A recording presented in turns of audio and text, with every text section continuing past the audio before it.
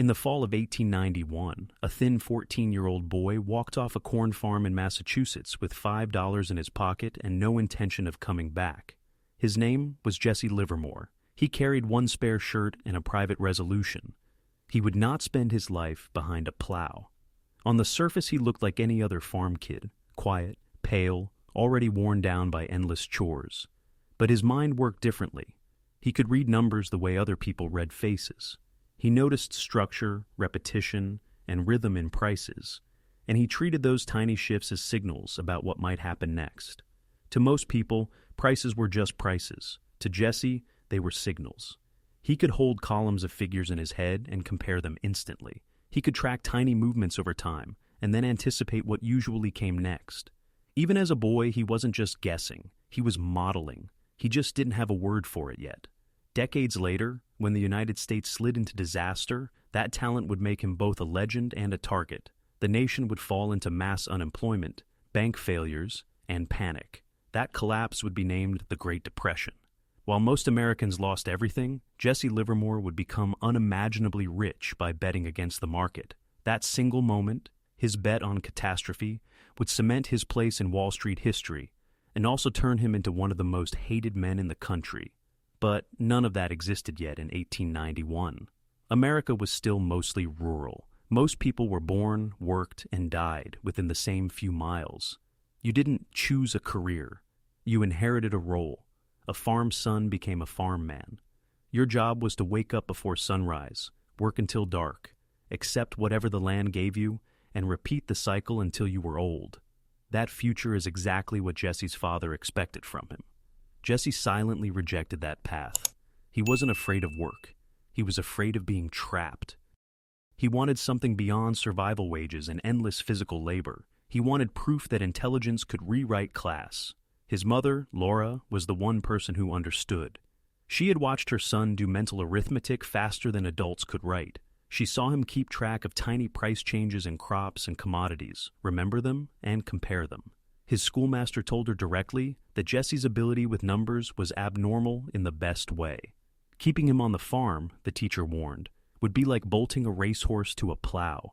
Jesse's father completely disagreed. In his view, a son's duty was to the land and to the family name.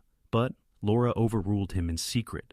One morning, while her husband was working a distant field, she pressed a $5 bill, a serious sum for them, into Jesse's hand and told him to leave for Boston. "Use your mind," she said. "Do not come back to the fields." She had no way of knowing she was releasing one of the most brilliant and ultimately one of the most self-destructive trading minds Wall Street would ever see. When Jesse reached Boston, he entered a country in transition. The Industrial Revolution had rewired the economy. Railroads linked cities, telegraph lines moved information in minutes, and factories were scaling output at industrial speed. Banking and speculation were becoming just as important as physical labor. For the first time, there was a path to wealth that didn't require inheriting land.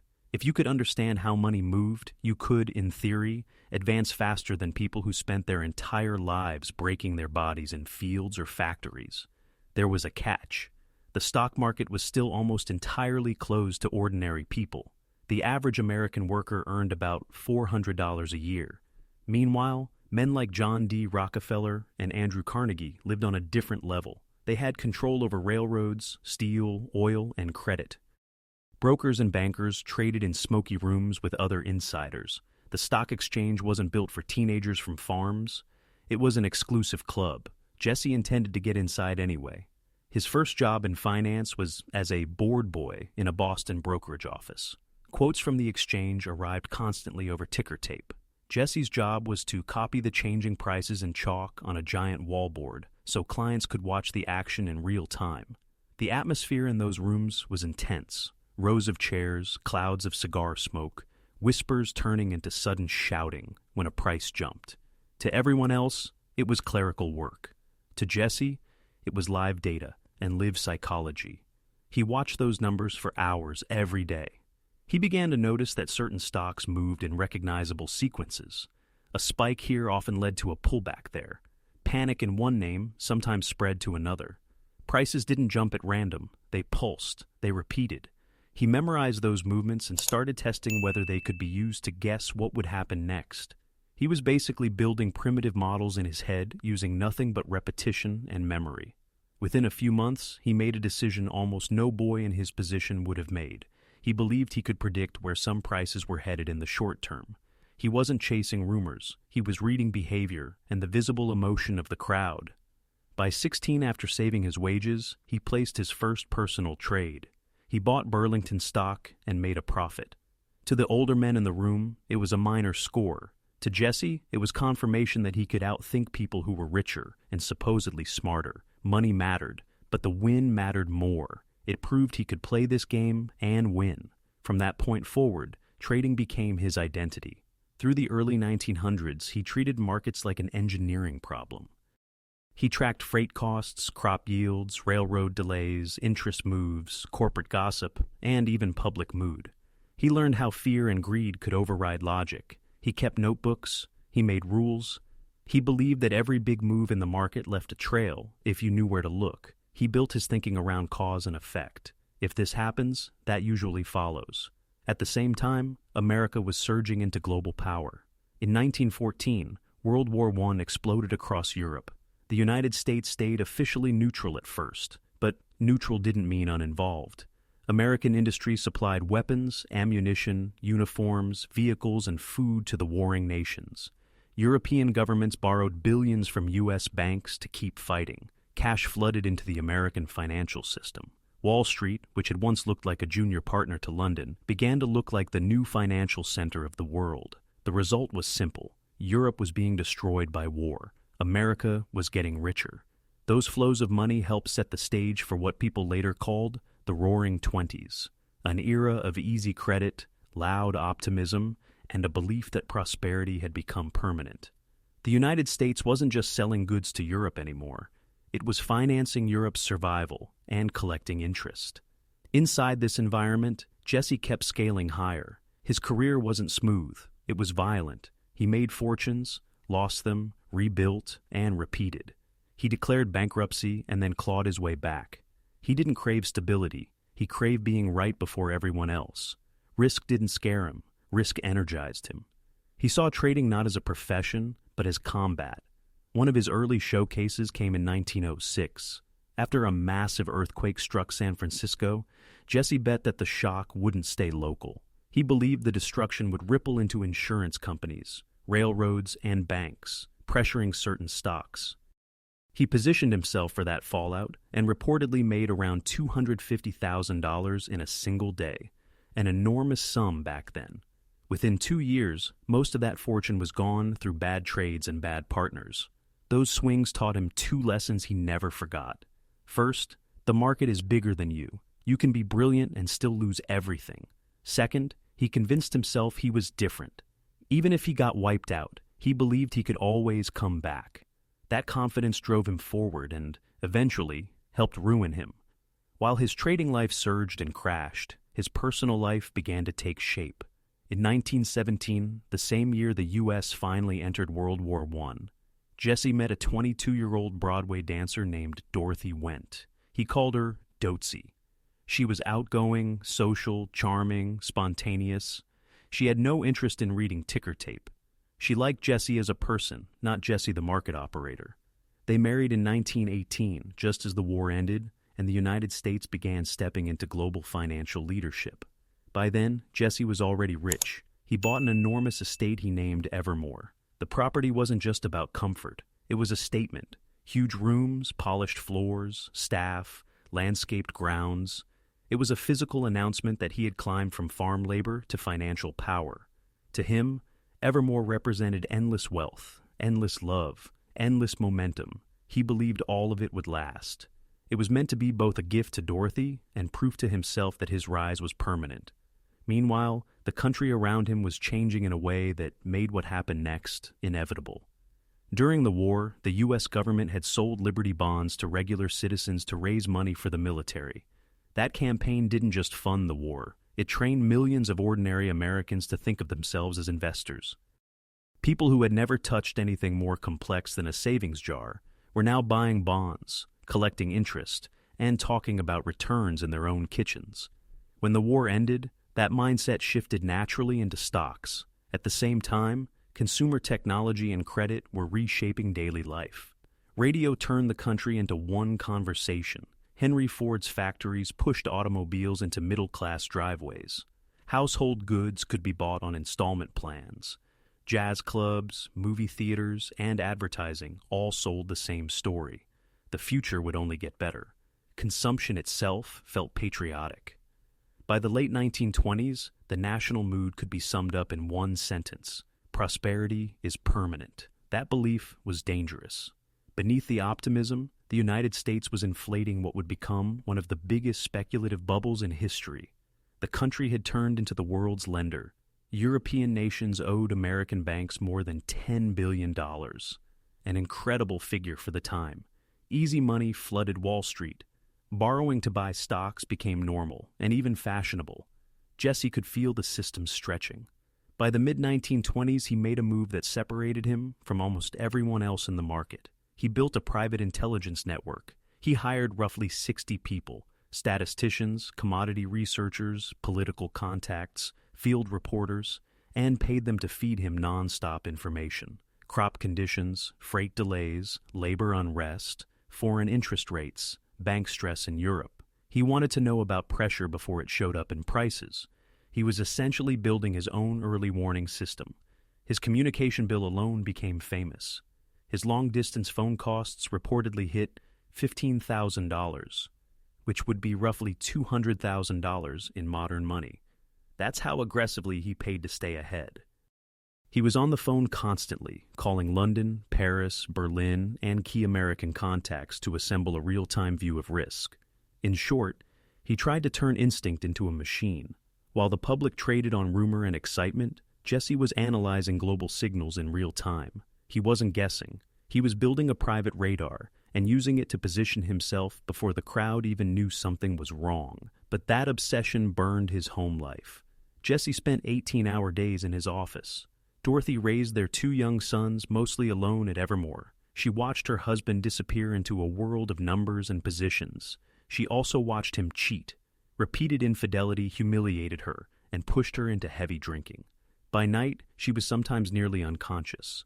The grand estate that was supposed to symbolize forever turned into a tense house filled with resentment and loneliness. At the exact same time, America fell in love with speculation. By 1928, buying stocks on margin, using borrowed money to control far more stock than you could actually afford, had become a national craze. With margin, someone with a little cash and access to credit could swing a huge position. Taxi drivers were giving stock tips to passengers. Barbers were pitching can't-miss companies while cutting hair. A New York shoeshine boy named Pat Bologna became famous for handing out advice to powerful Wall Street men while polishing their shoes, and people actually listened. It went even further. An astrologer named Evangeline Adams made a business selling market predictions based on horoscopes and crystal balls.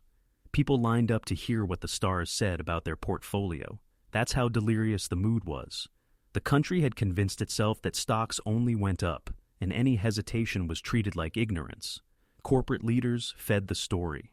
A General Motors executive even declared that America had reached a permanent plateau of prosperity. Translation: the boom would never end. Jesse's research disagreed, badly. By the summer of 1929, warning lights were flashing everywhere in his network. Interest rates in London were rising, suggesting money was leaving American markets. A prominent British financier named Clarence Hatry had been arrested for massive fraud, rattling confidence overseas. His own math showed that stock prices had floated way beyond any reasonable relationship to company earnings.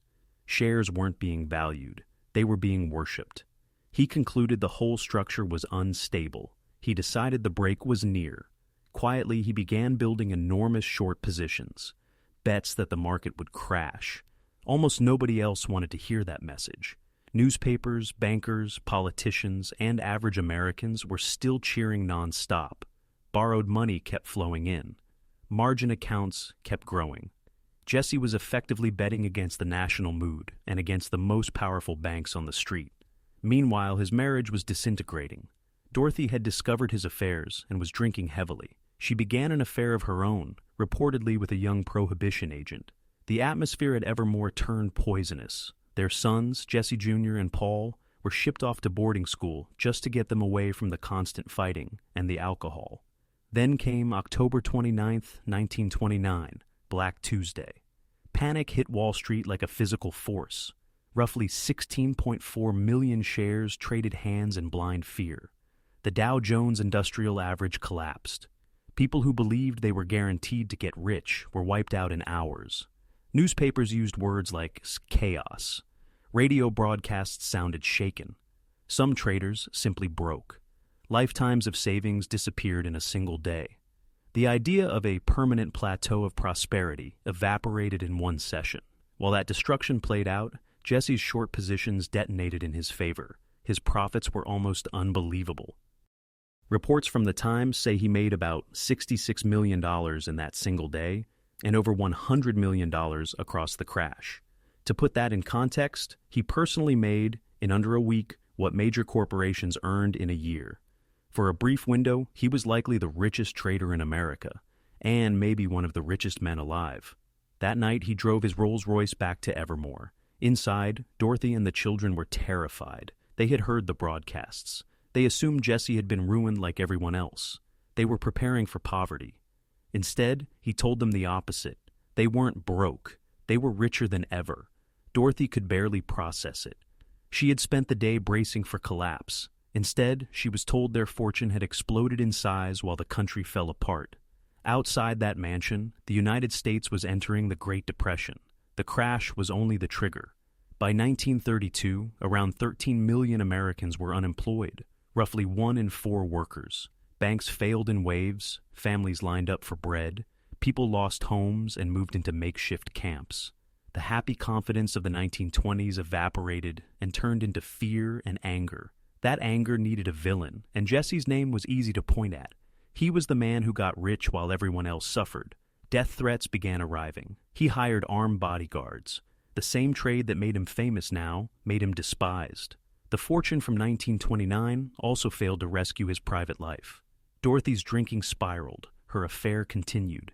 In 1932, the couple divorced, and the breakup made national headlines. The most shocking part, Dorothy remarried almost immediately, reportedly within an hour of the divorce, and left for the West Coast with their sons. Jesse stayed alone in the massive Evermore estate, surrounded by proof of success and cut off from the people it was built to impress. Worse, the market itself changed under his feet. After the crash, the federal government rewrote the rules. Under Franklin Roosevelt's New Deal, new laws were designed to rebuild trust and to stop the kind of reckless speculation that had just wrecked the country. The Securities and Exchange Commission, the SEC, was created to police markets and force transparency. Banks were ordered to separate traditional deposits from risky trading under strict banking rules. Practices that had once made fortunes were suddenly restricted, supervised, or outright banned. For Jesse, this was hostile terrain. His advantage came from reading raw crowd psychology in a barely regulated arena. He wasn't built to manage slowly and conservatively. He was built to strike fast in chaos. When chaos got regulated, his edge dulled. The market he understood, wild, emotional, exploitable, was gone. He tried comeback after comeback. Almost all of them failed. Trades kept going against him. By 1934, he had lost most of the fortune he built during the crash. He was deep in debt again and facing bankruptcy for the 4th time. Then came personal disaster, layered on top of financial collapse. In 1935, during a drunken argument in California, Dorothy accidentally shot their eldest son, Jesse Jr. The boy survived, but the event shattered what was left of Jesse's sense of control. He already felt he had lost his family. Now, he felt he couldn't even protect them. The last stretch of his life was a slow decline. He remarried, this time to a woman named Nina, and he kept trying to rebuild both financially and emotionally, but the same destructive cycle followed him. Obsession with trading, emotional distance, infidelity, frustration. His positions kept losing. His debts piled up. The market had become a regulated machine that rewarded discipline instead of instinct, and he could not adapt. The talent that once made him unstoppable now felt useless. On Thanksgiving Day, November 28, 1940, Jesse Livermore walked into the Sherry Netherland Hotel in Manhattan. He ordered a couple of drinks. He went into the men's room. He pulled out a gun and shot himself. When police arrived, they found a note in his pocket addressed to Nina. It wasn't arrogant or angry. It sounded tired. He wrote that he was worn out from fighting. He wrote that he felt like a failure. He repeated that word, failure, again and again. That is how the story ends. A 14-year-old runaway who turned pure pattern recognition into one of the greatest fortunes Wall Street had ever seen. A man who made more money in 6 days of panic than entire companies made in a year. A trader who could read greed and fear better than anyone alive, but who could not control his own addictions, his own ego, or his own need to win. Jesse Livermore's life is a brutal reminder of what financial obsession actually costs. You can beat the market. You can predict a crash and profit from it. You can buy mansions and cars and status. But none of that guarantees loyalty, peace, love, or meaning. In the end, he conquered the market and lost himself. If you watch through to the end, leave a cash emoji in the comments so I know you're one of the people who actually studies these long-form breakdowns. Subscribe, hit the notification bell, and then go watch the full feature on J.P. Morgan to see how concentrated money and crisis built the financial system we still live in today.